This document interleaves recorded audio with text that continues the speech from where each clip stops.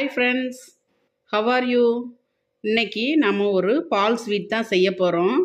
ஒரு 10 நிமிஷத்தில் செஞ்சிடலாம். ரொம்ப டேஸ்ட்டாக இருக்கும், குழந்தைகளுக்கு ரொம்ப பிடிக்கும். இது ஈஸியாக செஞ்சிடலாம். இதை எப்படி செய்யலான்னு வாங்க பார்க்கலாம்.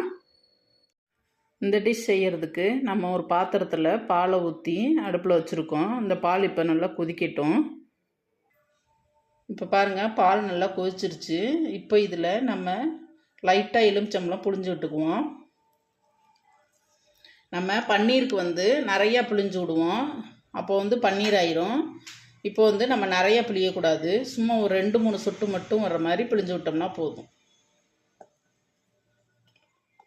அப்போ அந்த பன்னீர் ஸ்டேஜ் வராமல் ஒரு தயிர் ஸ்டேஜுக்கு வரும்.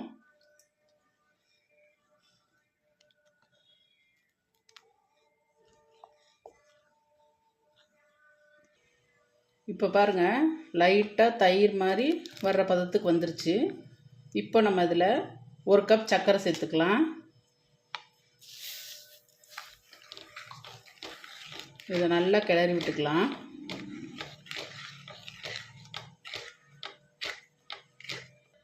இதில் இப்போ 2 ஸ்பூன் நெய் சேர்த்துக்கலாம்.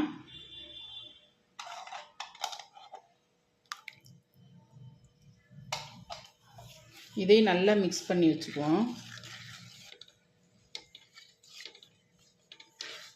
அடுப்புலேயே இது சுண்டி வரட்டும். இப்போ பாருங்கள், கொஞ்சம் கொஞ்சமாக நெய் விட்டு கிண்டிக்கிட்டே இருந்தோம்னா இந்த ஸ்டேஜ் வந்துடும். இந்த ஸ்டேஜ் வந்ததும் அடுப்பை விட்டு இறக்கிடலாம். ஒரு பாத்திரத்தில் நெய்யை தடவி இதை அதில் சேர்த்து ஒரு அரை மணி நேரம் அப்படியே வச்சிடலாம். பாருங்கள் ஃப்ரெண்ட்ஸ், அரை மணி நேரம் ஆயிடுச்சு. இதை நம்ம எடுத்து ஒரு பிளேட்டில் தட்டி இதை நம்ம கட் பண்ணி இதுக்கு மேலே பாதாம் வச்சு டெக்கரேட் பண்ணியிருக்கிறோம். இதில் நம்ம எந்த ஒரு கெமிக்கல் ப்ராடக்ட்டும் சேர்க்கலை, வெறும் பாலும் சர்க்கரையும் தான். குழந்தைகளுக்கு ரொம்ப நல்லது உடம்புக்கு. இது ரொம்ப டேஸ்ட்டாகவும் இருக்கும். குழந்தைய ரொம்ப விரும்பி சாப்பிடுவாங்க.